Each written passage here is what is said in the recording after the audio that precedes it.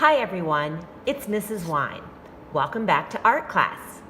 Now that you have blended colors for your sky, we are ready to move on to create our clouds. So it doesn't matter if your sky is cool colors or warm colors. It doesn't matter whether you use crayons or watercolor paint.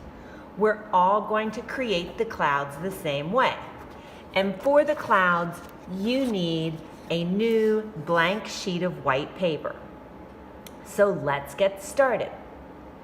To create our sky, the clouds, and if you want ground, we're going to do that by tearing the paper.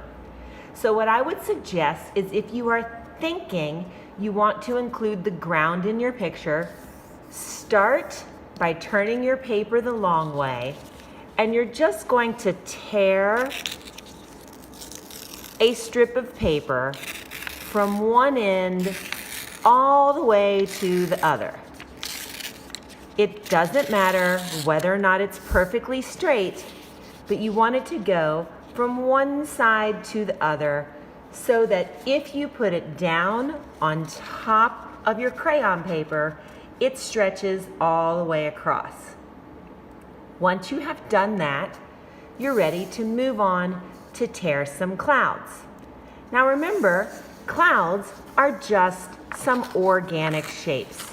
So you just want to think about tearing the paper into some small shapes that could have a little cloud shape. They don't have to be perfect.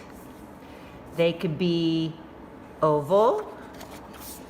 They could be longer if you want some long, thin clouds that stretch across your sky. You just want to make sure that every edge of the cloud is torn. So once you have torn about 2 or 3 clouds, then you're finished for this week. You could take the clouds and you could sort of experiment and play around with how you think you might put them on your paper. But this week we are not going to do any gluing. So you just want to save your clouds, save the ground, and of course, make sure you save the background piece. That way, next week, we're ready to move on and see what we could do to finish our picture. I hope you have a great week, and as always, keep on creating.